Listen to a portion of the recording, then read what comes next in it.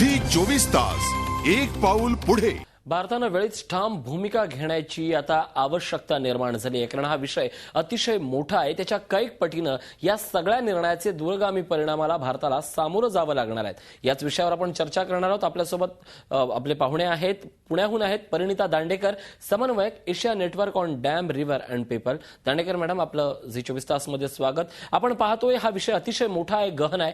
ब्रह्मपुत्रा नदीवर चीन धरण बांधतंय। दागू, जायचा आणि जिक्सू या ठिकाणी ही 3 धरणं बांधण्यात येत आहेत। हा सगळा प्रकार, नेमका प्रकार काय आहे, काय सांगाल? आता आपल्याला कळलं की चीनच्या कॅबिनेटने ही 3 धरणं अप्रूव्ह केलेली आहेत। खरं तर हा विषय खूप पहिल्यापासून ऐरणीवर होता। 2010 मध्ये पण याच्यावर खूप चर्चा झाली होती। मागच्या वर्षी आसाममध्ये, म्हणजे इथं ब्रह्मपुत्रा आहे तिथे पासीघाटमध्ये सडनली पाणी खूप कमी झालं होतं, लेव्हल्स खूप कमी झाले होते। लोकांना कळे ना की काय कारण आहे।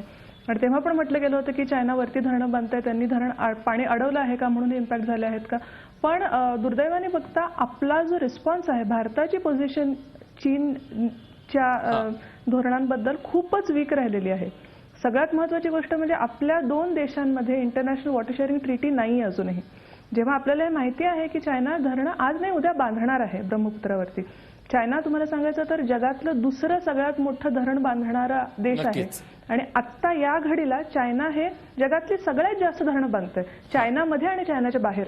असं असताना या 2 देशांमध्ये एक इंटरनॅशनल वॉटर ट्रीटी असणं हा खूप महत्त्वाचा आणि हा प्राथमिक मुद्दा आहे। आणि गेली 2 वर्ष झाली आपल्यामध्ये बायलॅटरल डिस्कशन्स आतापर्यंत खूप झाले। गेल्या आठवड्यातच, गेल्या 2-3 आठवड्यापूर्वीच असं अजून एक डिस्कशन झालं होतं।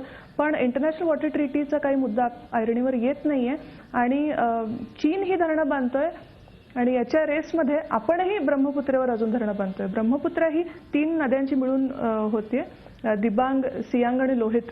आणि सियांग हे जे सगळ्यात मोठी ट्रिब्युटरी आहे ब्रह्मपुत्रेची, यारलुंग सांगपो, याच्यावरती चायना आता ही 3 धरणं बांधतोय। ऍक्च्युली याच्यातलं एका धरणावरचं काम खूप पूर्वीपासून सुरू आहे, 2009 मध्ये एका धरणावर काम हे अगोदर सुरू झालंय, म्हणूनच हा विषय अतिशय महत्त्वाचा आहे। पण एकूणच चीनचा जर पूर्व इतिहास पाहिला तर चीन नेहमीच भौगोलिक सरहद्दीच्या बाबतीत आपल्यावर नेहमीच घुसखोरी करत असतं। त्याची अनेक उदाहरणं या अगोदरही समोर आली आहेत। या निमित्तानं आताच्या या वेळेला ब्रह्मपुत्राच्या धरणामुळे पाण्यावरची घुसखोरी देखील चीनची समोर येते। याबद्दल नेमकं काय सांगाल?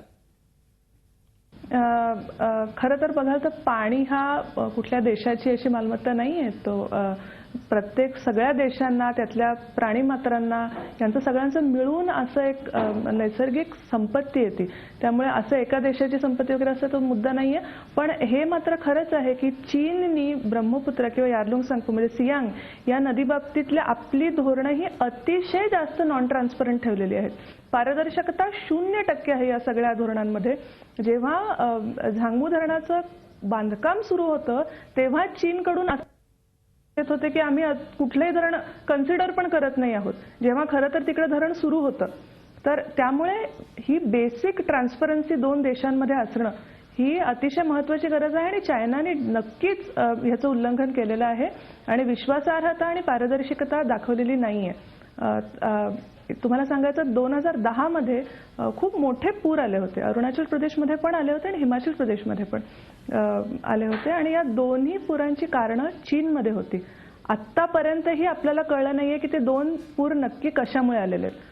तर त्यामुळे आपली पोझिशन वीक राहिलेली आहे, चायनाने याचा फायदा घेतलेला आहे। नक्कीच जर आपल्यामध्ये या साऱ्यांच्या बाबतीत आपण कुठेतरी मागे जातोय आणि त्याचा फायदा शेजारील राष्ट्र घेतं, हे अतिशय गांभीर्यानं या मुद्द्याचा कुठेतरी विचार झाला पाहिजे। यारलुंग सांगपू बद्दल आपण बोलतोय, या सांगपू नदीवर धरण बांधलं जातंय, पण त्याचे परिणाम जे आहेत ते भोगावे लागणार आहेत। ते अर्थात भारतात ब्रह्मपुत्रेला आगामी काळात याचे दुष्परिणाम कशा पद्धतीचे असतील, ज्या पद्धतीने आता आपण म्हणालात की या अगोदर आलेल्या 2 महापुरांची चिकित्सा आपण केलीच नाहीत, या धरणानंतर हे नवे दुष्परिणाम कसे असतील, काय सांगाल?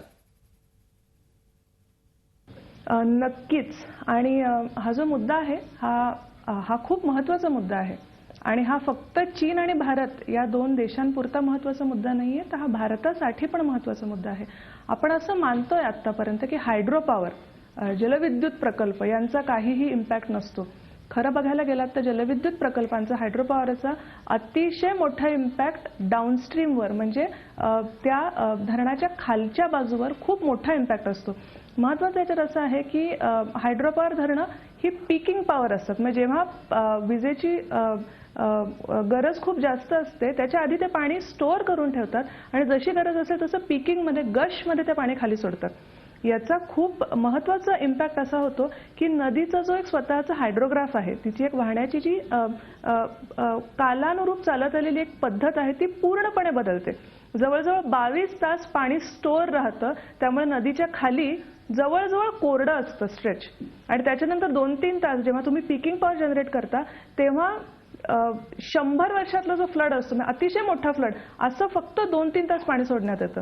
ह्याचा जो परिणाम आहे डाऊनस्ट्रीमवरती तो अतिशय भयंकर असतो आणि हा आपण बघितलेला आहे खूप ठिकाणी भारतातच आणि चायनाच्या धरणांमुळे पण आपण बघितलंय. तुम्हाला एकच मला सांगायचं आहे की आसाममध्ये भूतानची जी धरणं आहेत अपस्ट्रीममध्ये, त्याच्यामुळे आसाममध्ये पण अशा प्रकारचे पूर आलेले आहेत. सगळे हायड्रोपॉवरची धरणं आहेत. ही सगळी अशी धरणं आहेत ज्यांना असं म्हणण्यात येते की यांचा काहीही दुष्परिणाम नाही, पण खरं बघायला गेलं तर याचा दुष्परिणाम खूप मोठा आहे. आपण चीन आणि भारतामध्ये बरोबर बोलण्याच्या आधी भारताचंच जर तुम्ही बघितलं तर अरुणाचलमध्ये जी धरणं होत आहेत त्यांचा खूप मोठा इम्पॅक्ट हा आसाममध्ये होणार आहे आणि याच्याबद्दल आसाममध्ये खूप मोठं आत्ता अपरायझिंग मुवमेंट सुरू आहे. नक्कीच हे सारे दुष्परिणाम आहेत आणि या दुष्परिणामाची पर्वा आणि चर्चा आणि त्याचे संपूर्ण जे यानंतर होणाऱ्या ज्या उपाययोजना आहेत या सरकारला गांभीर्यानं घ्याव्याच लागणार आहेत आणि ही वेळ या क्षणाला आली आहे. या संदर्भात आणखीन चर्चा करणार आहोत एका छोट्याशा ब्रेकनंतर. पाहत राहा प्राईम वॉच. झी 24 तास, एक पाऊल पुढे.